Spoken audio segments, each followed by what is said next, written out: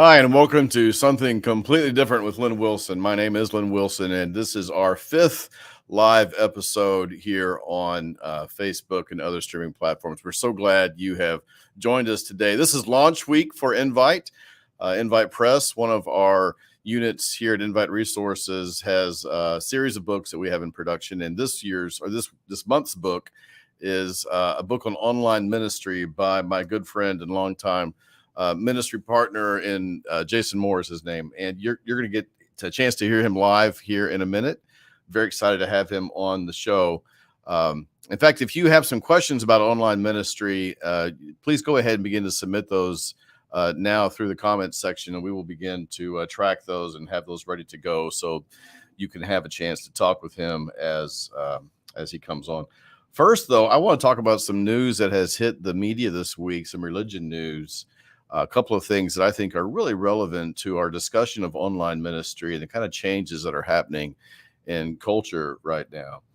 The first of these is the news, if you have or have not heard about the invalidation of some baptisms in a Catholic church in Arizona. A priest apparently has resigned after discovering that he had incorrectly performed thousands of baptisms over the last 20 years. Turns out that he had been saying the word we instead of the word I. And that pronoun then has made it so that the Diocese of Arizona has declared him the validity of those baptisms to be invalid. So this news is kind of spreading around the country right now, and seems to be the latest example of some people's frustration with the church. It's fascinating. There was actually a controversy back in the 4th century about the validity of sacraments. And one of our great church fathers, Augustine, actually said that the validity of the sacraments ought not to depend on the person administering them. So we have this long history in which a priest's mistakes should not invalidate what happens. And so I think back then that was mostly about corrupt priests. So I guess this has always been a thing, apparently. But this has been happening recently too. The Roman Catholic Church specifically did not revoke the baptisms of the priests that were convicted of pedophilia, so who used the word I, but yet they're deciding to do it wrong or do it now. So it seems inconsistent and wrong because some guy just goofed on a pronoun. Makes me very scared to be talking publicly actually right now. So there's these crazy things that are happening. There's actually another story that came out a couple days ago about this is some statistical research, a survey. There's a continuing decline of trust in the clergy. American trust in scientists and a variety of figures in authority is continuing to decline. In fact, this most recent survey said that 55% of Americans trust their religious leaders, 45% do not, which is the lowest it has been. It's a yearly poll by Pew Research, and this is the lowest it has been in several years. Religious leaders are behind other people such as medical scientists, the military, police officers, and public school principals, but they are ahead of journalists, business leaders, and politicians. So take of that what you will, but it seems that that the public continues to lose faith in our authorities in both the church and outside the church. To me, this just shows the need for continued new thinking, rejuvenation of our systems.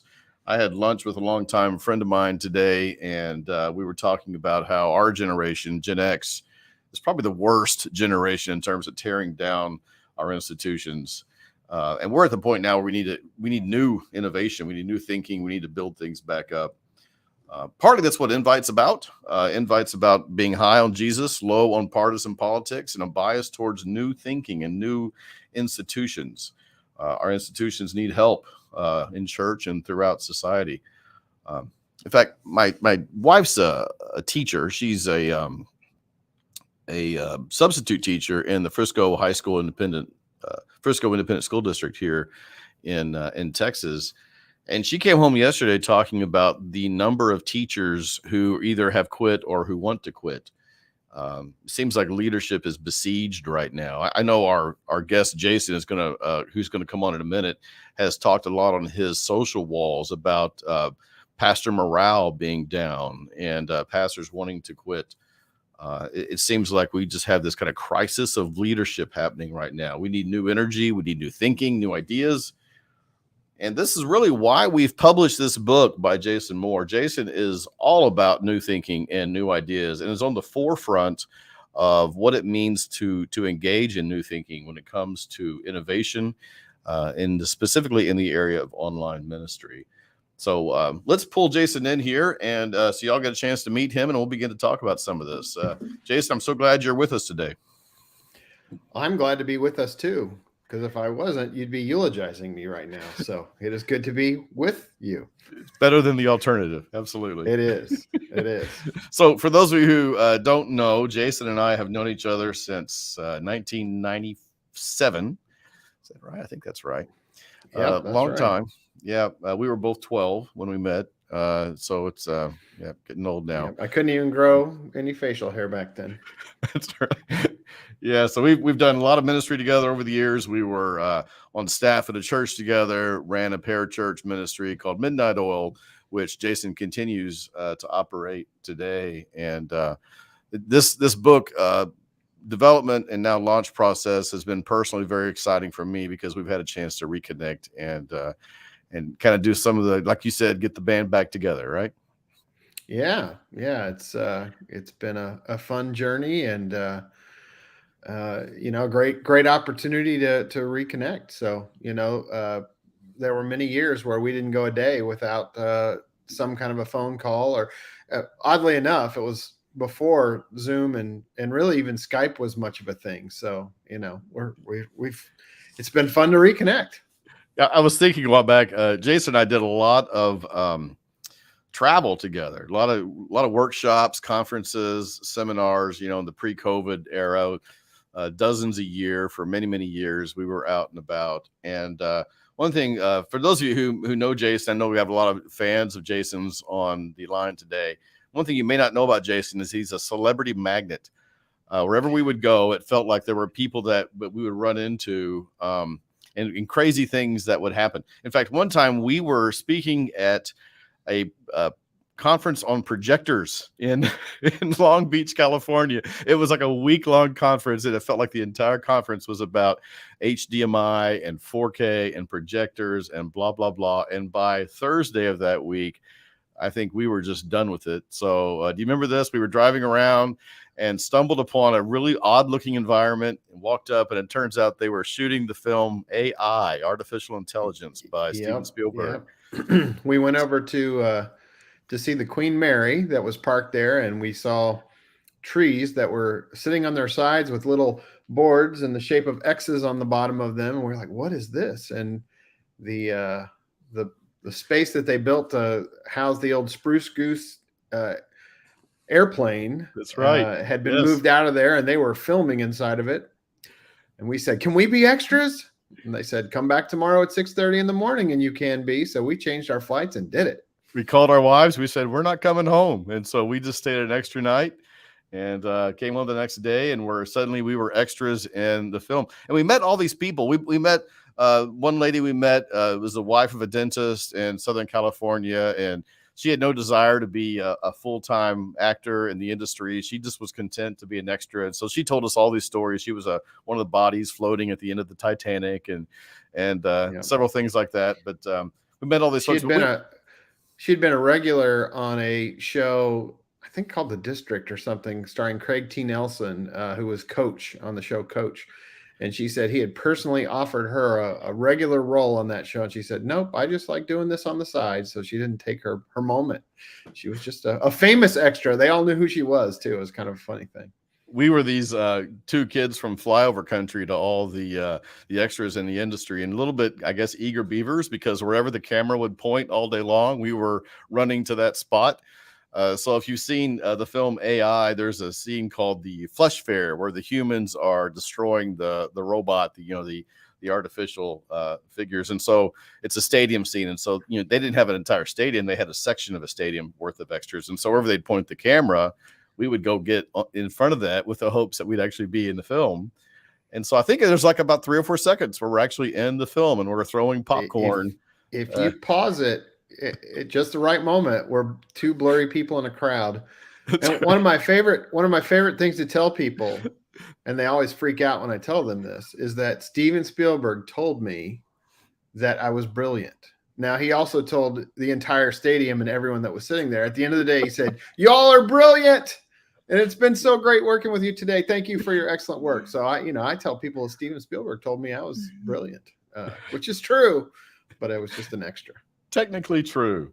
But it wasn't just a Spielberg day. There were other moments, and it felt like you would, and sometimes this would happen when I wasn't around, but you'd tell me, you'd come back and say, "Hey, we went over here and ran into Jennifer Garner or Jerry Seinfeld or George Lucas," and all these people that you've run into. Those are all people I have run into. Years ago, last story here, but years ago, I have a friend, you know this story well, but I was part of bringing the show Jericho back when it got canceled. And I made really good friends with a lot of the cast. And you got to go to the set with me when we were on a trip out there. But I got to know this guy named Mike Loomer, who was the set dresser. And so anytime I'm out in that part of the world, he always says, "Hey, come see me and I'll get you on whatever show I'm working on."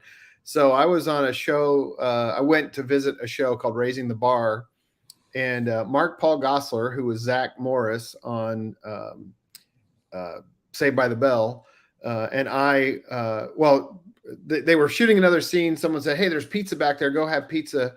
And they led me back there, and here I am sitting with Zach Morris, just like he and I and one other person.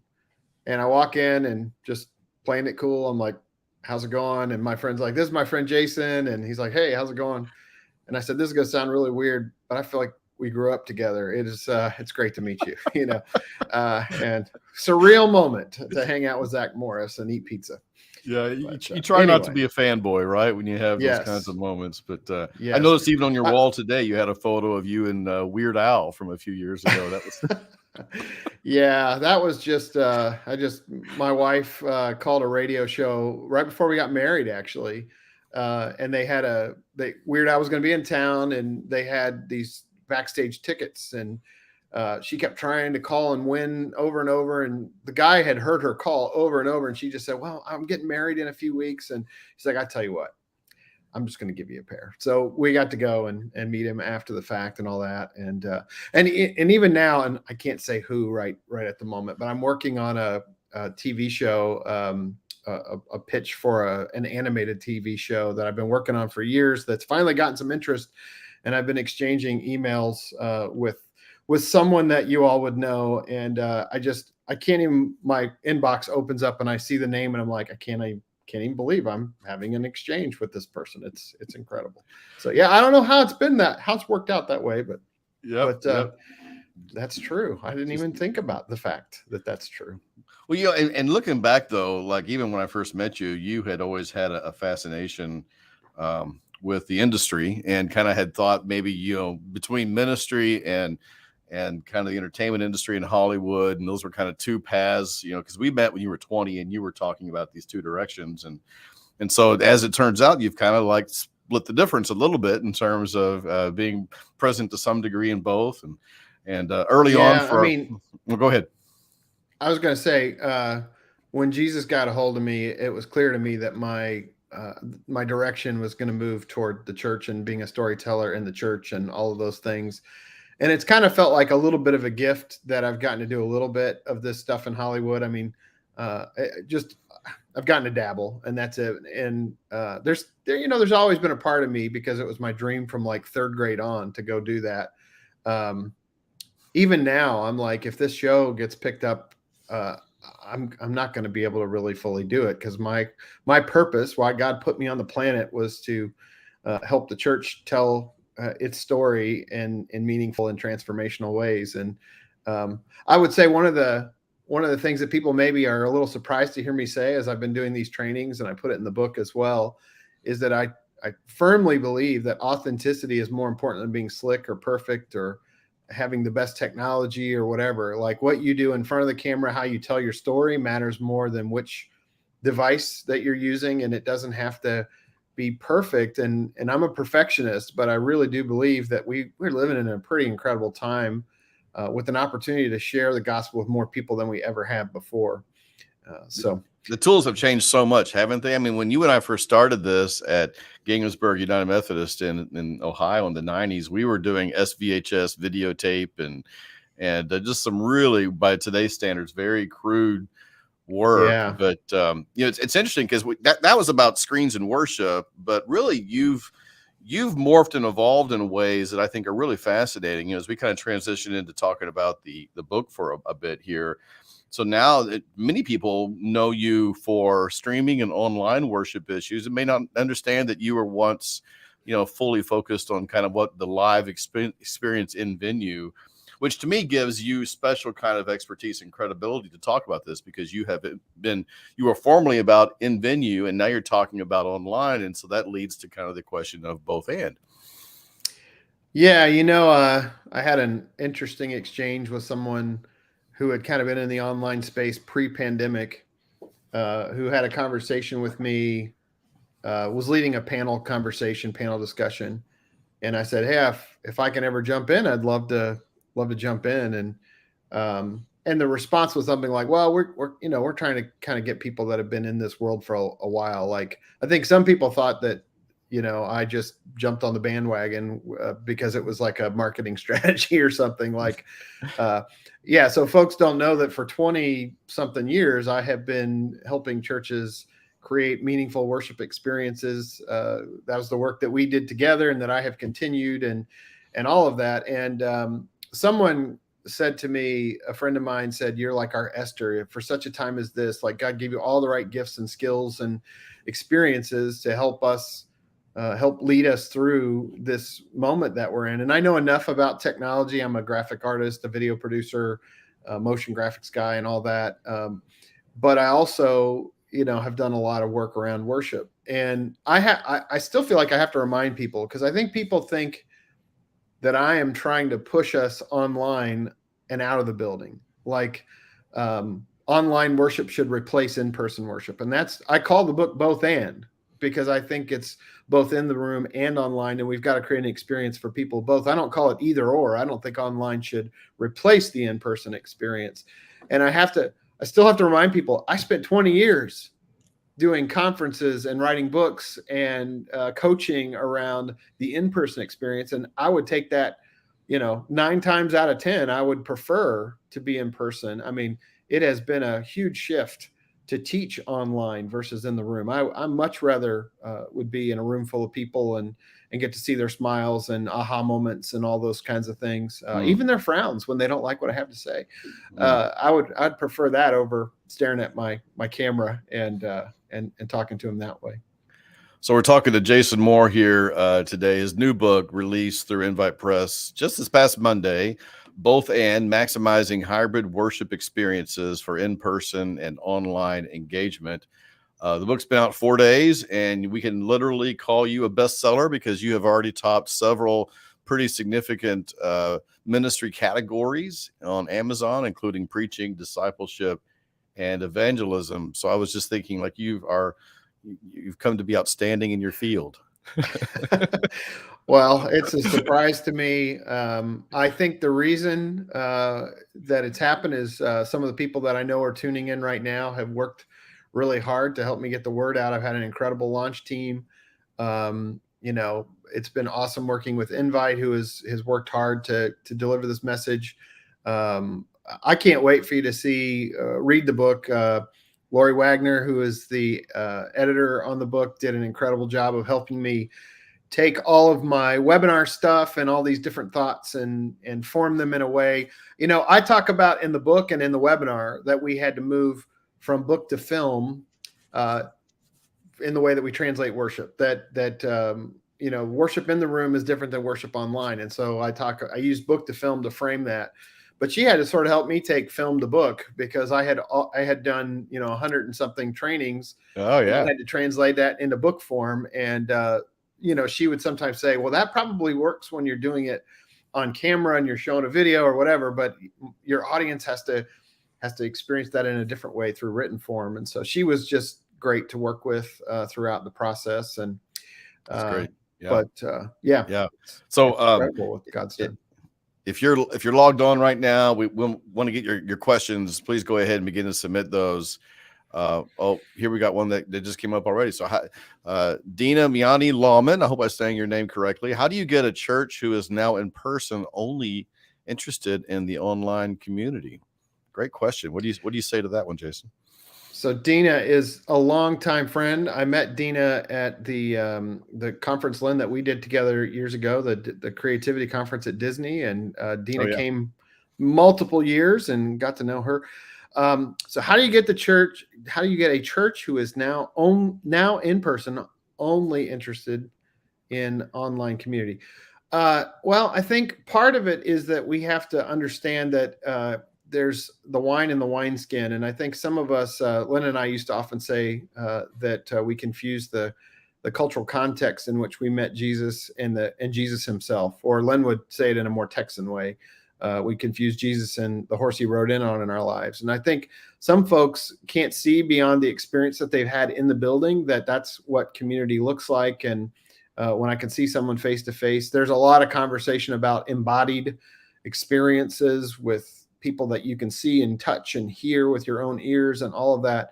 I am a big proponent of giving people experiences of what you're talking about, rather than trying to convince them through an argument that it's possible. So when you can show someone what powerful relational worship and community building looks like, and the thing is most of us have experienced it. I mean, Dina and I keep in contact with each other through Facebook, and so she knows what's going on in my life, and has sent me plenty of encouragement and prayers. And a few years back, I developed tinnitus, where I have this ringing in my ears that in the very beginning was a very panic-inducing kind of thing. And and she sent me the right links, the right help, all that kind of stuff, and was a part of me finding solutions for how to deal with that. And to me, that's community.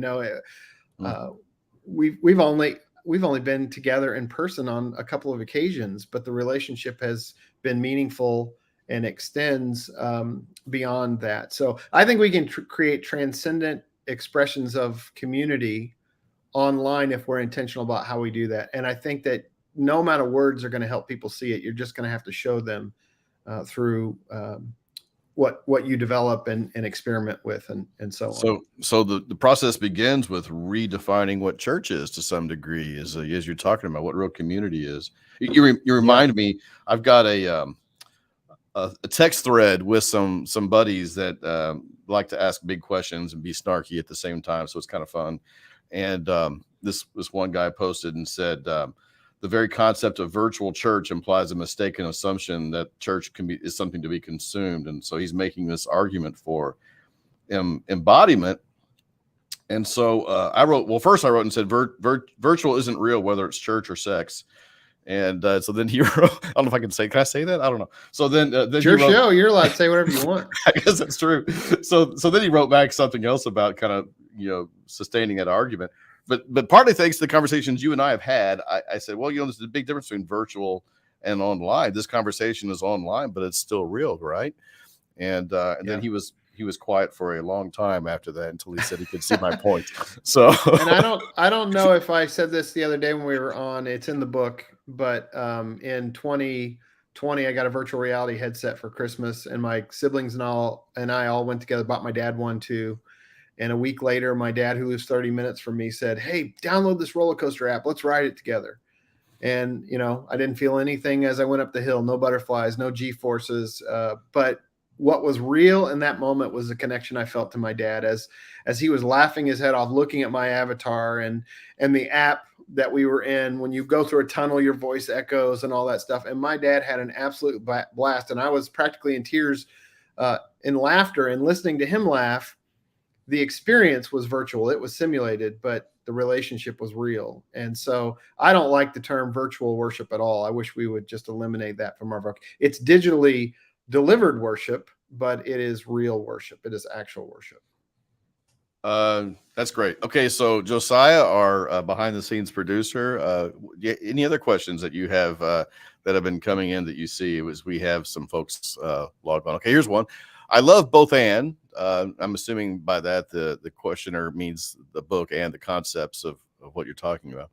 But my staff, equipment, and setup make separate worship experiences easier for us to do well. Is it worth the time and money for us to shift to a service that does both?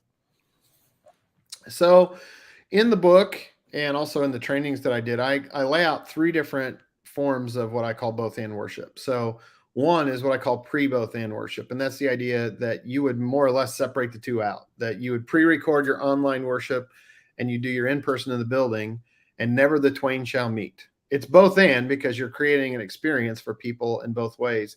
The upside of this is that you can talk directly to your audience the entire time if you're online. You don't have to try and split between I'm talking to you and I'm talking to the room, and I'm talking to you and I'm talking to the room. I can just give all of my attention to the people in the room when I'm preaching to the room, and I can give all of my attention to people online, and take the same sermon, the same liturgy, worship order, all of that, and deliver it in a different way. You can still do interactivity even in that form. I've seen people pre-record a moment. Like there's a pastor named Karen Rodriguez that is a pastor in Green Lake, Wisconsin, who brought me out over the summer last year. And she pre-records her online worship and doesn't have cameras even in the worship in the space. But one of my favorite things I saw her do is she said, this morning, I want to give you, as she's pre-recording, I want to give you a moment to just reflect on something you're grateful for. So let's go ahead and do that. I'm going to light a candle, and I want you to just consider something that you're thankful for. And you can put that in the chat. And so she lit a candle. She let it go. She let it sit there for 30 seconds or whatever. Now she hangs out in the chat in real time. She tells them that ahead of time. I'm right here right with you. She records that. I'm right in the chat with you right now. And someone said, I love fresh strawberries. And someone else said, oh, I love strawberries too. And someone said, I've got a great strawberry pie recipe. And the pastor said, I want that recipe. I'd love to make that. And there was this great dialogue that happened, even though it was pre-recorded. She left space for people to interact. You have the opportunity to ask questions that people can reflect on later. So that's number one is pre-both and worship, pre-recording, and then doing your live for live. Second one I talk about is real-time both and worship, and that's the idea that you would live stream.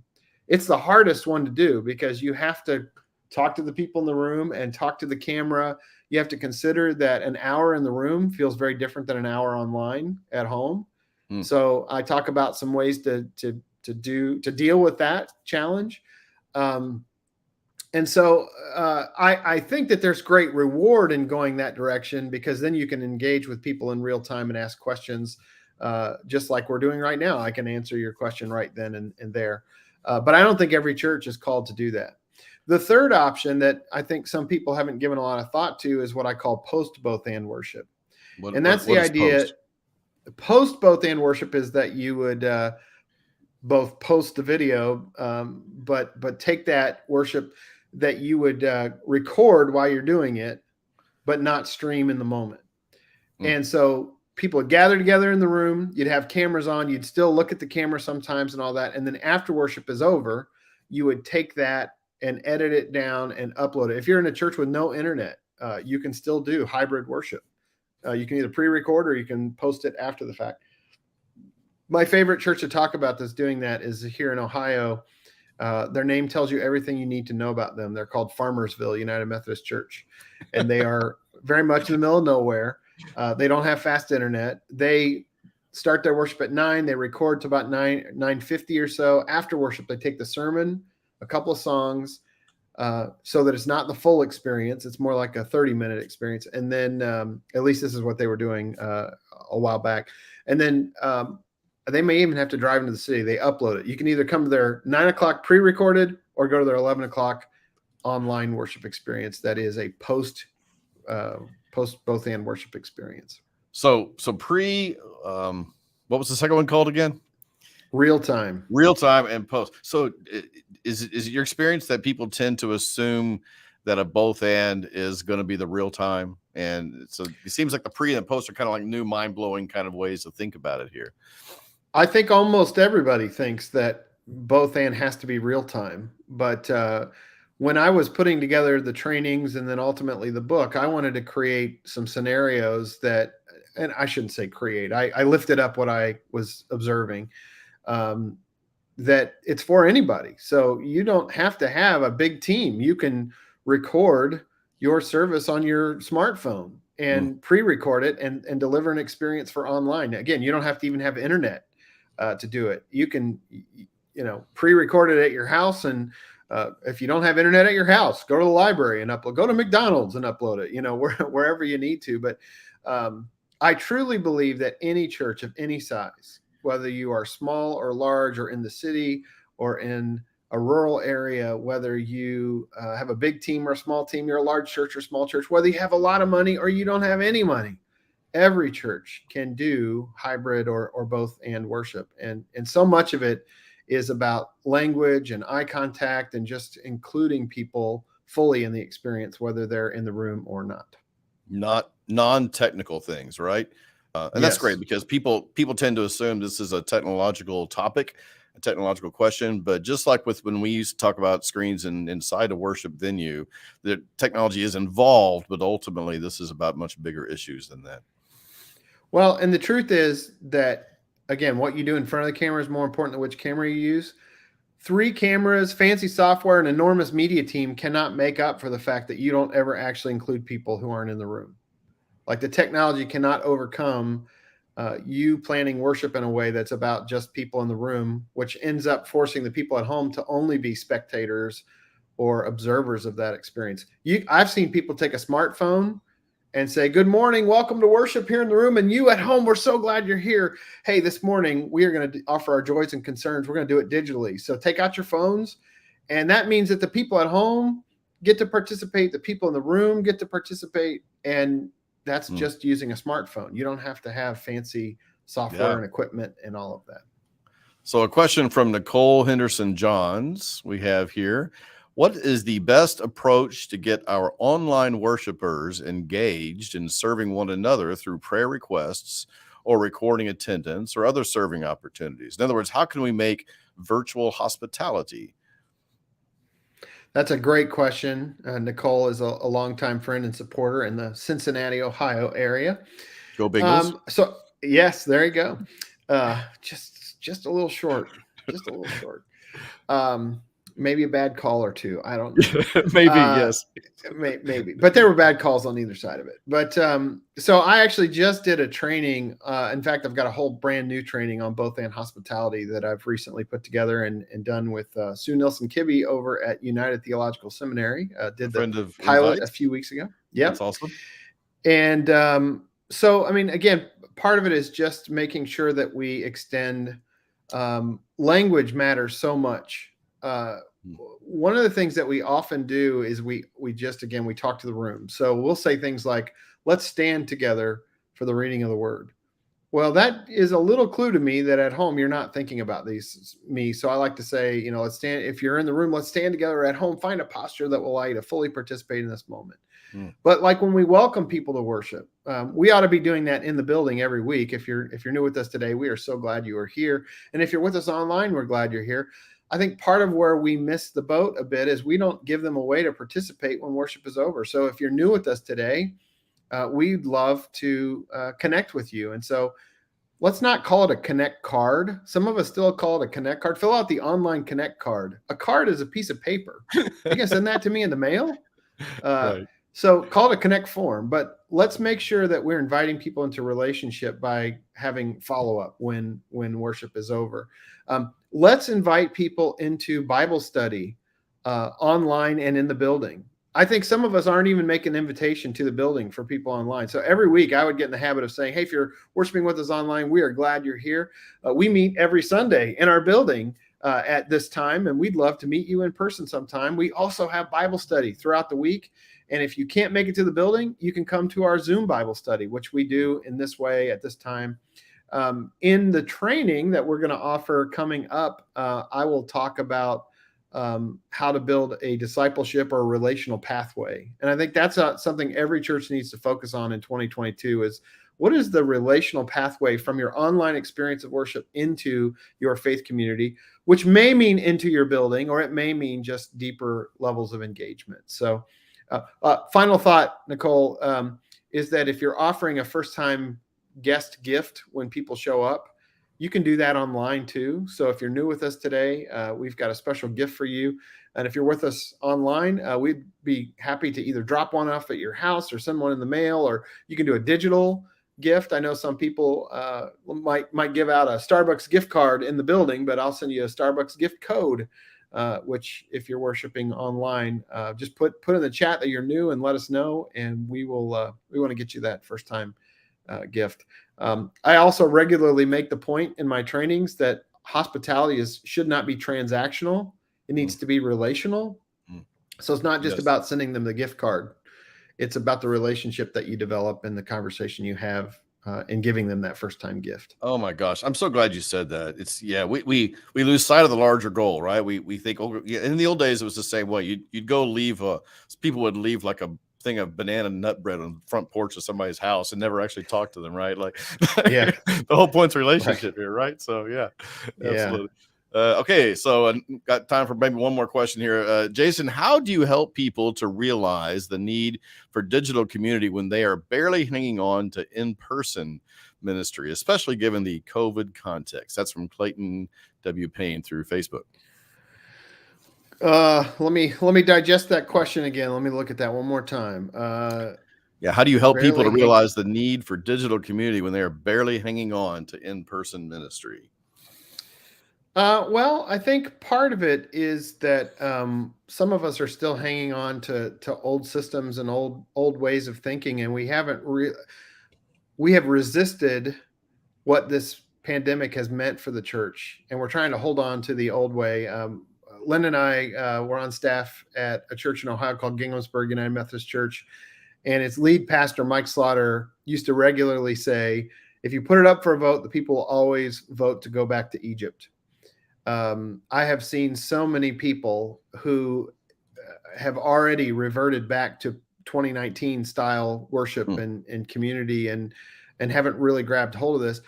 I feel like we've made it through most of the wilderness. In fact, some of us have taken a step or two into the promised land and thought, oh, this is uncomfortable because it's different. And so we have settled for the captivity of the past and returned to captivity and are doing ministry in a way that is really not of the moment that we're living in. And so I think we've got to embrace the time we're in. I do know that there's a sense of fatigue that people feel, but think about how you engage with folks. If you're on Facebook, and you are because you submitted your question there, the way that you interact with people, the relationships that are formed there, it's not that much different to do that in your online, your hybrid ministry, that you can reach out to people, text them, invite them. Again, one of my favorite, I'll talk about this in the training, but one of my friends named Ann Bosarge is the pastor of the chapel online. She's incredible. And she was so kind to share with me their assimilation process. It's in the book. But they walk people through 6 steps, and they're an online only church. And so Ann has put together this really wonderful process, and it doesn't leave people just at, you tuned into worship, thanks for coming, that's it. It's, walks them into a prayer life and into what it means to have personal time with God each day, and devotions, and even to give and be, a part of the ministry of stewardship in the church. And so all of that is to say that we've got to rewire our brains a little bit. And I always tell people in the trainings, I'm not giving you more things to add to your list because I know you're tired. I'm giving you an opportunity to sort of rethink some of the things that already are there, and maybe even low-hanging fruit that you've never picked. So you just mentioned Ann Bosarge. Just so happens we'll have time for one more quick question here, and that is from Ann. So let's see what she writes. Can you talk about how digital expressions of worship and discipleship are helping us be the church throughout the week instead of just one day a week, a significant shift toward a deeper discipleship? And that's a great question. By the way, friends, if you have, you probably haven't, unless you have the book and you've looked, you should check out the chapel online and the ministry Anna's doing. It's one of my favorite examples to share. I share Anne's work all the time. I talked about in both of the trainings that I did that led into this book that we've moved from a Sunday to Sunday approach to a Sunday to Monday approach. I feel like what church used to be was that we hoped that we did a good enough job this Sunday to get you to come back next Sunday. And we didn't do a lot throughout. I mean, some of us did things throughout the week, but I think a lot of us just pinned a lot of our hopes and energies on the big event of Sunday, and that was it. I think that when the pandemic hit and we couldn't be in our buildings anymore, we had to figure out how are we going to do ministry that's not just Sunday focused. And then we learned that like we could get together on Zoom. And in my first training I did called Telling the Old Story in a New Time, I shared a bunch of examples of how people are doing ministry all throughout the week. So coffee with the pastor on Monday and Tuesday Bible study. And, I've seen churches do like video scavenger hunts and, all sorts of ways of engaging people deeper. Let's remember that the purpose of the church is to make disciples, not to create worship, not to have an event every Sunday. And so if we are not working to make disciples, then we are not living our purpose. And that's why I'm excited about Both And is that we can now extend what we do on Sunday all throughout the week and drive people or push people a little deeper in their faith. I have always said that worship is the front door to discipleship and missional action, personal faith development and mission in the world. And again, I get into some of these things in the book, but talk about how our Sunday opportunity is to push people deeper in their faith. And if we don't do that, I think we're missing the boat. Well, we're just beginning to scratch the surface of all that this covers, Both And. I always have to look at your subtitle, Maximizing Hybrid Worship Experiences for In-Person and Online Engagement. The book is just rich. There's a nice photo of it. It's available through our website at inviteresources.com. Of course, you can get it through Amazon, where Jason is just killing the charts right now. So we encourage you to pick it up, to read it, and to apply it, because I don't know, as our mutual mentor said, there may not be a more important read in 2022. That came from Mike Slaughter. Than what I had to pay him a lot of money to say that. Oh, there it is. Good job, Josiah. Wow, just nailed the thing there. That's great. So absolutely. Well, good job. I'm glad you paid Mike off for that quote, because it's a good one. And he's not cheap. That's right. Yeah. Can I say one quick thing about the book? Yep. Friends, part of why we want to get this in people's hands is that we believe that the content in it will help us reach more people in deeper ways. And so I just wanted to offer to anybody who's watching today, if you take the time to put a review on Amazon and or Invite's website, I have a 45-minute version of the original Both And training that the book is sort of based on. It was actually a 2.5-hour training, but I had done it as a keynote for a conference. Anybody who posts that and then lets me know that they posted it, I will get you that 45-minute training that you can share with your team, along with the handbook and everything. So those reviews mean a lot. So thank you. Absolutely. And they're coming in fast and heavy too. You typically don't see reviews in the first week of an Amazon release. So that's exciting to see what's happening. So Jason has mentioned, that there's a webinar coming up, a training. We are hosting a Both And webinar. Very excited about this. So Wednesday, March 16th, that's at 2 p.m. Eastern, 1 p.m. Central. Jason will be giving his special Both And to be continued webinar through inviteresources.com. This is a continuation.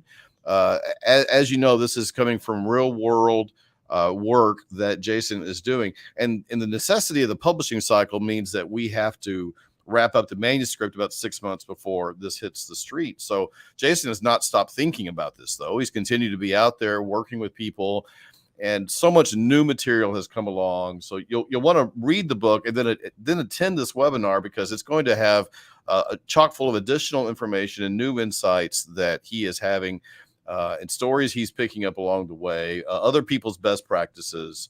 There'll be a whole lot there that you'll want to catch that. So again, March 16th, that's a Wednesday afternoon, 2 p.m. Eastern, 1 p.m. Central. Now, this webinar is a freebie for those who have purchased the book. So if you purchase the book through either Invite or Amazon, all you need to do is to send the email receipt of that purchase to Jason or to us at Invite, and that will be your ticket in to see that event. So, Jason, thank you so much for your time. This has been just incredible for me personally, and I hope it's been enriching to those who have been logging in and continue to follow all the incredible ministry that you're doing. Thank you to everyone who submitted questions, and to all of you who are on the book launch team, who I know are watching today too. And thank you, Len and Invite, for partnering with me on this resource. It's been a great experience so far, and we're just at the beginning of it. Oh, and I'm going to give a shout out Robert Johnson, who we're going to talk about here just in a second. He's got a regular live show called Ignite. And so on March 9th, which is the Wednesday prior, this is just coming up in a couple of weeks now, Jason will be live 7 p.m. So if you look up St. Mark's United Methodist Church in Wichita, Kansas, that is Robert's home church where he is pastor, he will be hosting Jason there, where he'll spend some more time talking about both and worship. So thank you, Jason. Thank you, Robert, for getting that plug in. We will be seeing you soon. I'm going to mention one more thing over here before we log off for the day. We mentioned Robert Johnson. Robert Johnson is our next author in the queue for us at Invite, and his book coming up called Jesus Unchained. And in fact, we have the cover. This is our first reveal of the cover. Worldwide reveal right here to those who are on how to rise above the agendas, find peace, and be set free. This is an amazing book that is really, I think, going to be a game changer for our conversations about what it means to be the church today. This book is going on pre-order today before the end of the day on inviteresources.com, and we'll have a special coupon code that we'll be sending out where you can get, I think we're just going to set it at 10% off, but watch for that. So we'll have a little sale on that. The pre-order launches today on Robert's new book, and the drop date for that book is April 19th in about 2 months. So that is coming up next for Invite Press. And next week on this show, we will continue to have exciting, interesting guests. And so I encourage you to come back. Until then, stay creative, folks, and thank you for logging in to something completely different.